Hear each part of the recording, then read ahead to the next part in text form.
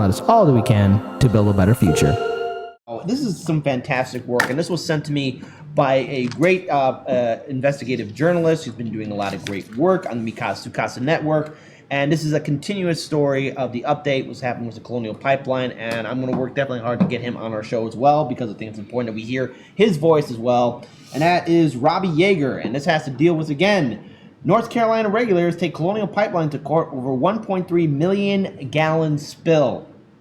The NCDEQ seeks injunction forcing Colonial to comply with the state's demands for additional data and testing stemming from their historic spill in Huntsville, North Carolina last year. So the North Carolina Department of Environmental Quality filed a complaint with Mecklenburg County Superior Court seeking injunction relief against Colonial Pipeline Company stemming from the 1.3 million gallon pipeline leak in Huntsville, North Carolina last August.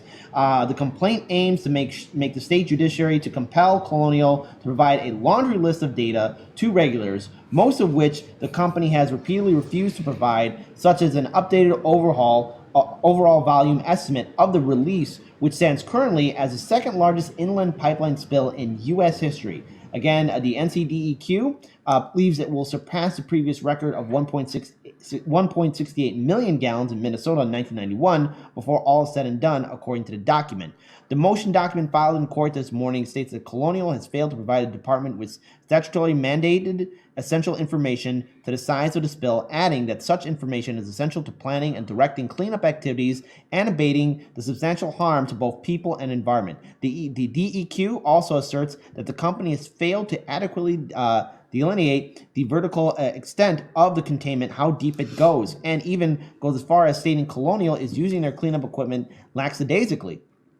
Colonial is not operating by the hydraulic control wells at the site to the maximum feasible extent. The purpose of the hydraulic wells to keep the groundwater contamination from expanding further into the soil, and the state alleges in the filing that by not running their equipment at optimum levels, Colonial is increasing the likelihood that the contamination will indeed spread. And again, this is people's drinking water. This is environmental water. If it's contaminated, people will get sick. This is a fact.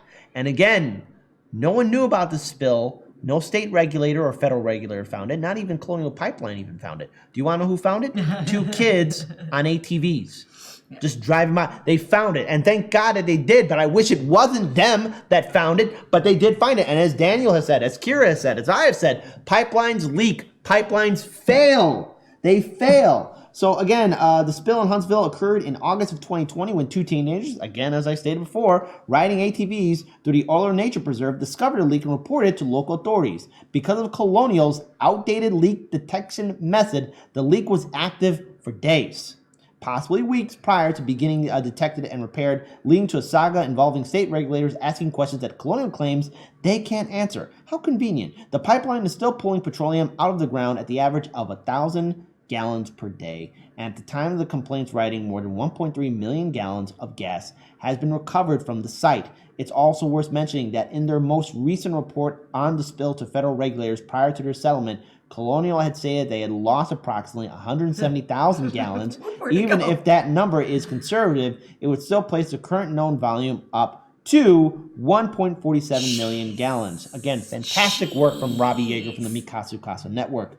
Another interesting allegation is one regarding a discrepancy in some of Colonial's filing procedures. According to the court filing, Colonial Pipeline has provided regulators with documents from off-site facilities which detail the volume of petroleum being moved away from the spill site and into facilities' possession. However, these facilities are reporting volumes that exceeded what Colonial themselves have reported to the state. To date, Colonial has not adequately explained the reason for this discrepancy, the document states. Now, there's a lot bit more into this article, and I want to actually talk to the rest of this with Robbie Yeager, and I want him on our show. But again, I think it's only fair that we read the final. I want to read at least the final paragraph here, and you can find a link to it. If you can actually scroll all the way down to the bottom.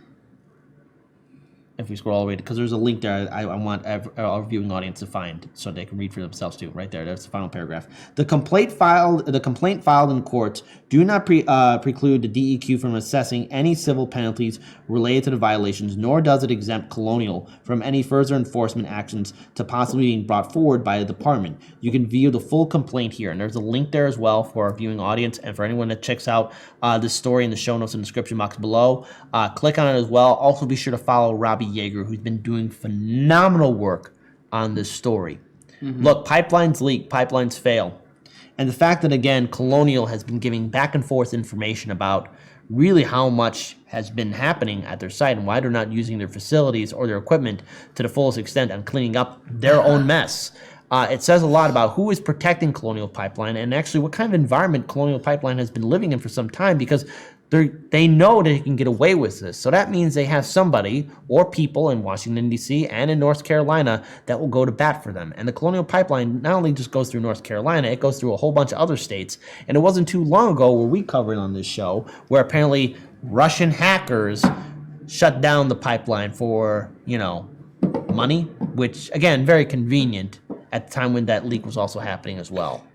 You know what we should start saying if we get power and we can actually play this card? Just be like, Democrats hired Russian hackers. Just whatever it is, just add the Democrats hired part. I don't know. I feel like we could do something with it at some point in the future. I mean, they only bring in $500 million a year in revenue, so they probably didn't have the tools or the technology or the know-how or the capability or the manpower or whatever, what have you, to find that spill. So yeah, it's very difficult. I mean, it's like, they're all, remember, and then the other thing was like when they got hacked, and they're like, well, this was a really big deal. We can't charge people for the oil. Shut it down, lads. Shut it all down. Right. Oh, we're leaking a lot of oil, maybe more than ever before. Just take a while. Clean it up slowly. By the way, a little bit of a nightmare scenario that I want to share with anyone. There's the Line 3 and Line 5 pipelines that are still a disaster. Line 3 being in Minnesota, and of course the oh-so-wonderful, the oh-so-nice, the oh-so-incredible Line 5 pipeline that's underneath Lake Michigan. Now, Dan, let's say the Line 5 pipeline breaks. What's that large body of water that we share here? It's on the coastline of Chicago. Right, I got it. It's it's a big thing of water. It's sort of like the drinking water Michigan? for America or Midwest. I don't know. It's kind of important. Probably nothing that important. Lake Michigan. Oh, it's called Lake Michigan. It's called Lake Michigan, folks. Line 5 pipeline, an old, outdated pipeline, is underneath Lake Michigan. Pipelines fail, pipelines break. I urge all of our viewing audience, as a final note for this story, please follow Robbie Yeager on Twitter. Check out his Substack. He's doing a lot of great work. And please read his article in its full entirety. And I personally am going to get Robbie Yeager back on the show again so we could talk further about what is happening with this discrepancy that Colonial Pipeline just can't answer at all. So again, great work from Robbie Yeager of the Mikasa Casa Network.